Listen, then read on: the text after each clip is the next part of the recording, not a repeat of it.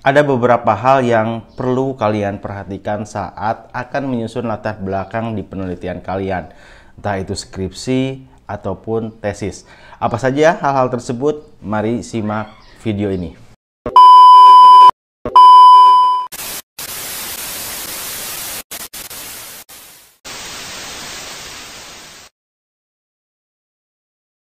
Assalamualaikum warahmatullahi wabarakatuh. Kembali lagi di channel Skripsi Bisa. Bagi yang belum subscribe channel ini, silahkan di subscribe terlebih dahulu agar kalian bisa mendapatkan video-video terupdate yang tentunya ini akan bermanfaat sekali bagi kalian, khususnya bagi mahasiswa. Ya, semoga video ini bisa membantu kalian yang sedang menyusun skripsi atau sedang akan menghadapi skripsi di tingkat akhir. Kita bicara mengenai latar belakang skripsi. Latar belakang skripsi ini ada di bab pendahuluan ya. Jadi bab 1 latar belakang ya. Bab 1 pendahuluan, kemudian ada judul latar belakang. Nah, ini menjadi poin penting ya untuk kalian perhatikan, karena di latar belakang ini adalah hal-hal yang bisa hal-hal yang menunjukkan kenapa penelitian ini penting, hal-hal yang menjadi alasan kenapa harus dilakukan penelitian ini. Biasanya ketika membaca latar belakang, ketika tidak saat membaca latar belakang kemudian tidak menemukan sesuatu yang menarik, artinya ya skripsinya juga tidak menarik gitu ya. Jadi latar belakang ini menjadi poin yang sangat penting sebelum kita melakukan penelitian ya. Oke, ada beberapa hal yang perlu diperhatikan saat membuat latar belakang skripsi. Namun sebelum itu ya, saya akan jelaskan terlebih dahulu kerangka isi latar belakang. Yang pertama, di latar belakang ini akan menguraikan tentang topik yang menjadi gejala penelitian, fenomena penelitian, ataupun masalah penelitian. Ini sebagai awal penelitian yang menggunakan fakta dan data. Ya, jadi di latar belakang ini kerangkanya itu mengurai tentang topik yang menjadi gejala penelitian. Kemudian yang kedua, latar belakang ini memuat kenapa kejadian itu penting untuk diteliti. Ya, jadi menjelaskan pentingnya penelitian ini itu ada di latar belakang. Memuat kenapa kejadian itu penting untuk diteliti. Kemudian yang ketiga adalah memuat bagaimana masalah tersebut harus dipecahkan dan diteliti. Nah, jadi ada 3 hal ini dalam kerangka latar belakang. Saya ulang lagi. Pertama, menguraikan topik yang menjadi gejala penelitian, fenomena penelitian yang tentunya didukung oleh fakta dan data yang valid. Kemudian yang kedua adalah memuat kenapa kejadian itu penting untuk diteliti. Dan yang ketiga, memuat bagaimana masalah tersebut harus dipecahkan dan diteliti. Nah, kurang lebih seperti itu yang ada di kerangka latar belakang. Lalu apa saja yang perlu diperhatikan saat menyusun latar belakang? Nah, ini mudah-mudahan bisa membantu teman-teman saat menyusun latar belakang penelitian. Yang pertama adalah yang perlu diperhatikan ancangan pembahasan. Jadi kita harus ada satu ancangan pembahasan. Di sini maksudnya adalah bagaimana peneliti mengawali pembicaraan ya.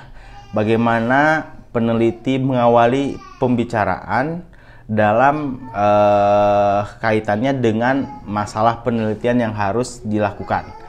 Ya, ancangan yang tepat ini bisa memberikan gambaran yang tepat atas masalah yang akan kita angkat. Ya, jadi ancangan penelitian ini perlu. Bagaimana seorang peneliti ini mengawali pembicaraan untuk menjelaskan masalah penelitian yang akan dilakukan. Kemudian, hal yang perlu diperhatikan kedua adalah alur logika. Nah, maksudnya adalah ini merupakan urutan berpikir seorang peneliti dalam menuangkan gagasan yang ingin disampaikan. Artinya bagaimana kita menyusun satu latar belakang yang baik, yang bisa di sananya lebih terarah, fokus, jelas dan mudah dipahami. Nah, di sini perlu dibangun alur logika berpikir penulis yang bisa kita sampaikan terstruktur dalam kalimat-kalimat dan paragraf-paragraf. Nah, itu alur logika. Ini perlu diperhatikan juga. Makanya yang baik itu adalah kita membuat satu outline dulu pembahasan di latar belakang.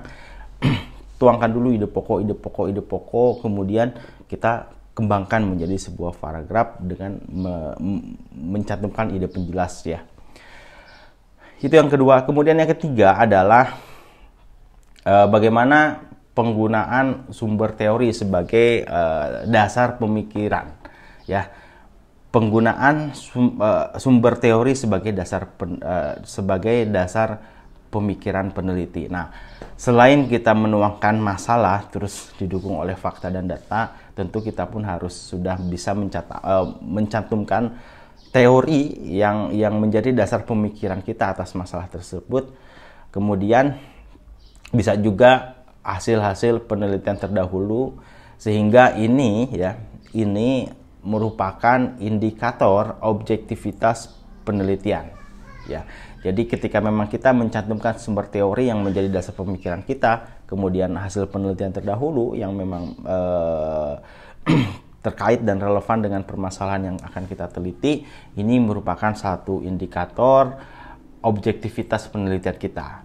Nah, itu yang ketiga. Kemudian yang keempat, penggunaan fakta dan data.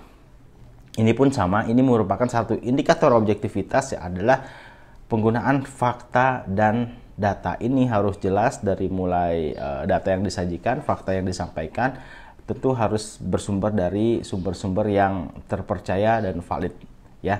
Jadi itu yang keempat, penggunaan fakta dan data.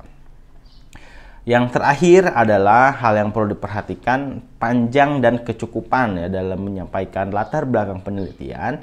Ini kita perlu diperhatikan adalah panjang pembahasan dan kecukupan.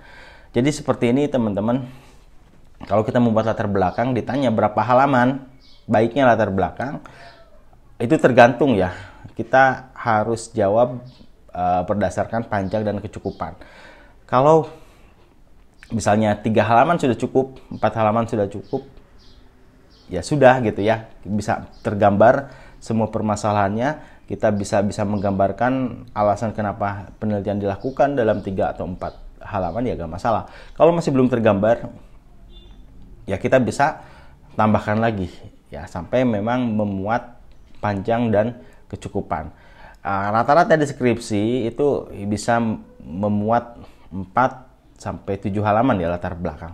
Tapi tergantung dari format juga penulisannya ya. Misalnya font, terus spasi gitu ya, itu berapa, itu tergantung juga ya. Kalau misalnya gede-gede fontnya, kemudian spasinya 2, nah itu akan lebih banyak dibanding kalau misalnya hanya spasinya 1 gitu ya, fontnya dipilih-pilih yang kecil ya, itu akan lebih padat.